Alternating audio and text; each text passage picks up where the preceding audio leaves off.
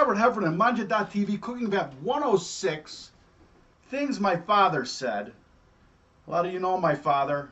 You know him as Dapper Dan, Uncle Dan, Mr. Heffernan. A surrogate father to many, right? And an all-around fantastic guy. Yesterday being Father's Day, I thought about him a lot and had some great fathering experiences myself. And before we get into Dapper Dan and his isms, today is National Martini Day. National Martini Day. How about the scenery behind me, by the way? Mount Bachelor. We were up at 6,000 feet yesterday, still several feet of snow up there. And in honor of National Martini Day, now the Dapper wasn't a big martini drinker. He was more of a Harvey's Bristol cream kind of guy. You know, while you're up, grab me a Harvey's Bristol cream. More about that later. Hold on a second, though. Oh, lovely, lovely dirty martini. I think the crew is like, where's mine? And let's not forget about supporting local, all right? Now, I've talked about like the Applebee's picture that I put up a couple weeks back, 9 taps, 7 of them local brews, right? This is a Double Circle Spirits Columbia Plateau vodka made here in the great state of Oregon, distilled from soft white wheat from the Johnson Ranch. All right, what does Smirnoff need all our money for, right? Or why are we sending it there? Or why are we sending it to Russia when they're making perfectly fantastic vodka right here in Oregon? I mean, why? I don't get it. I'll tell you why, because their advertising budget's bigger than Double Circle. But the vodka, it's fantastic. All right, another people that you need to support is Cellar Angels. Martin at cellarangels.com doing a great job hooking up people to build their wine collection with unbelievable wines from Napa and Sonoma. Meanwhile, part of your proceeds of that purchase go to support charities of your choosing from their website, their charity partners. Use Mangia Wine when you check out, and they're going to take care of the shipping cost, 1 bottle to 1 case. Again, Mangia Wine at cellarangels.com. All right, Cooking Vamp 106, Dapper Dan. Now, a lot of people don't know this, all right? That's his nickname, Dapper Dan, and I'm not sure where it first came about, but I know this for a fact. The first time I heard it was in the car driving to the farm from Northfield on the CB radio, and that was his CB handle. Therefore, Dapper Dan gave himself his own nickname because his CB handle became his nickname. Now, I remember distinctly like hearing the chatter on the CB radio, and it was such a cool thing, like listening to the truckers talk to each other, right? And they all had these killer handles, like, you know, like Breaker 19, you got Kangaroo Jack here. I'm rolling southbound on 994. Watch out, there's a Smoky at exit 105. He's got his dog ears up, taking pictures. You know, all this kind of lingo back and forth was just awesome to a little kid.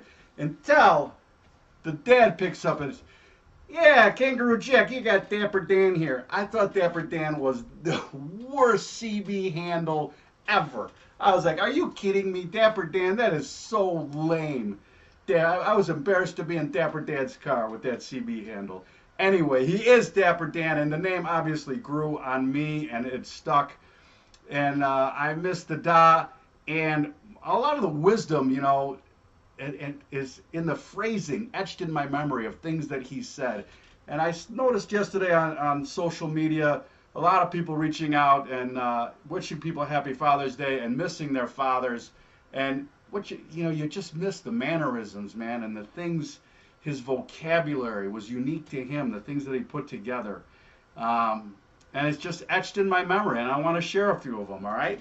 So way back I can remember one of the things he would say on being disappointed, right? Some people would say that, be disappointed and have, I'm going to get to the vulgarity side of this thing too, but he would say, wouldn't that frost you? Wouldn't that frost you? Now, there's a lot of frost behind me. I don't even realize how good the picture was behind me. Wouldn't that frost you? you know, you're screwing in something and you drop the screw and it goes through the grate on the floor and all the way into the heating duct where you're never going to get it back. And you'd be like, ah, wouldn't that frost you? You know, wouldn't that frost you? I just love that one. And a lot of the ones, especially early, because, you know, fathers are usually the heavier disciplinarian hand, usually the heavier disciplinarian hand. And so he would obviously be that role in the house, and so a lot of the words that he used and put together, phrases, were in a disciplinarian's fashion, right? So I know you know that I interviewed the ma, and she's made 100,000 meals, because sitting down to cook for 13 people with the brothers and sisters was a whole lot of effort. And the last thing that my dad wanted to hear at the dinner table was people bickering about how much food they got, what kind of portion they got, you know? Like, he got the drumstick and the thigh. I like the dark meat. I got the wing. And he would bark it out, all right? Bark it out. Hey, we don't count food, all right? We don't count food. You can ask any one of my brothers and sisters, we don't count food. Where does that come from? And me being as one of the younger siblings, I thought that was a great one, you know, because as I'm a 7, the we don't count food thing applying to, you know, DJ's 18, I'm 7. I'm like totally cool with that not counting food thing, right? No problem. Do you hear that? Do we hear that on the set? Do we hear that on the set? Oh, nothing like. Hey, I think he freed himself. You know, we got technology working in the vacuum department at the Mangia TV studios. All right, we got the technologically advanced. What is it? I forget the name of it. It vacuums the floor all by itself. We actually have a couple of them. One of them is, you know, rode the short bus when it was delivered here, if you know what I mean. All right, another thing on the disciplinarian front, he would often say, why do you got to be such a bugger? Now, my kids remember this because he said it to their grandkids, too. You know, kids getting after each other, man, and he would belt it out. Why do you got to be such a bugger? And then he would say, you know, what comes around goes around, right? And then if it didn't knock it off, if he didn't get his point across, it would be assume the position. And assume the position was not something that you wanted to hear because the belt was coming off. And you were going to grab your ankles, and you were definitely going to get a swat with that belt on assume the position. And after that, you were usually a yard bird, all right? You weren't grounded. You were a yard bird, all right? Along with this, sometimes when he'd be upset and in the Irishness and the writhing of contending with 11 children in a household, he would say, I never saw such people that could be so mean to one another, or something like that. Well, as a young lad, and he would say it like fast and with emotion, I thought he was saying, I never sausage people. All right? And it took me the longest time to figure it out that it wasn't I never sausage people, because I was confused on a guy that never sausaged people, how he ended up with 11 children. But that's another vamp for another time. All right? Yardbird. He would love to. He was very descriptive in his bellowings. I will say descriptive in his bellowings, and he would say to the boys, especially when they were young, and this I think had to do more with the older boys. Break and destroy, break and destroy. That's all you know. All right, and then when they were older, he used a term that he got at Loyola University from one of the teaching priests, was the older boys, your balls in your belly, that's all you think about, all right? And he was a realist, the old guy. He was a realist and a sarcastic realist. And one of the things he used to say, and I just hear this all the time, is, I got news for you. All right, now when you heard I got news for you, it was never good news. All right, it was like, hey, I got news for you. You get the car all weekend and screw everybody else. The keys are yours.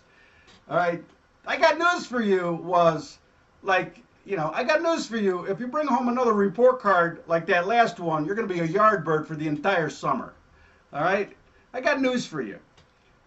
One of the ones that I really loved that he would use was when you were telling a tale, all right, spinning a yarn, so to speak, he would say, you're full of canal water, all right? instead of telling somebody they're full of BS or they don't know what they're talking about, it was always, you're full of canal water. All right? And then he would say, and a line that he said that he learned from his father-in-law was, wish in one hand and pee in the other, and see which one fills up first. Like, Dad, I'm going to take the car and drive across the country and go to Woodstock. And he would have said to Brian, yeah, okay, you wish in one hand and pee in the other and see which one fills up first. There's no chance that's happening.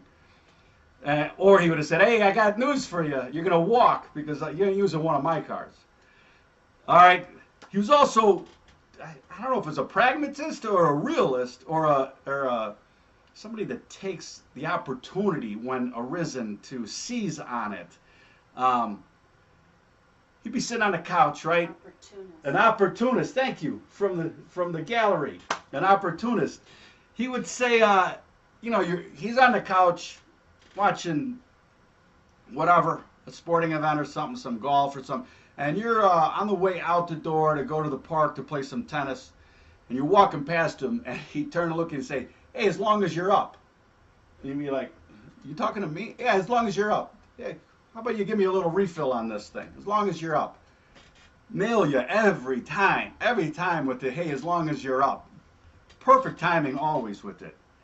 All right. One thing about the Da is he hated vulgarity, man. He got upset when people swore, and then he has 11 children, and one has a worse mouth than the other in the Heffernan clan, and I very rarely heard him swear. What he would say would be "damn it all," "damn it all," right? And he said it so fast that there was a long time there that I thought that was one word, "damn it all." Like, Geritol, whatever, damn it all. And it was usually damn it all Betty.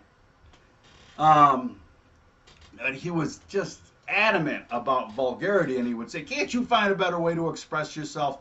It was always great to turn the tables on him when he got, the rare times that his anger, because he was an Irishman, so anger was pretty right there on his sleeve.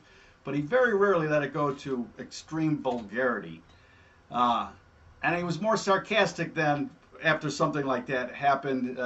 Ain't love grand, he would say. Ain't love grand. All right. People that know my father also know, especially women know, that he was one of the greatest flirts ever born to the planet. And his greeting usually would be to a gal, hello, you beauty. Always with such sincerity, always just the greatest. And we're going to get to that one in a second here. And you're my favorite, whatever noun it was, all right? You know what? You're my favorite son. He'd say that to me all the time, and I kind of believe it that I was, even though there was 7 others that could say that he said it to them all the time. And you're my favorite daughter. You're my favorite friend of my daughter's that's here today.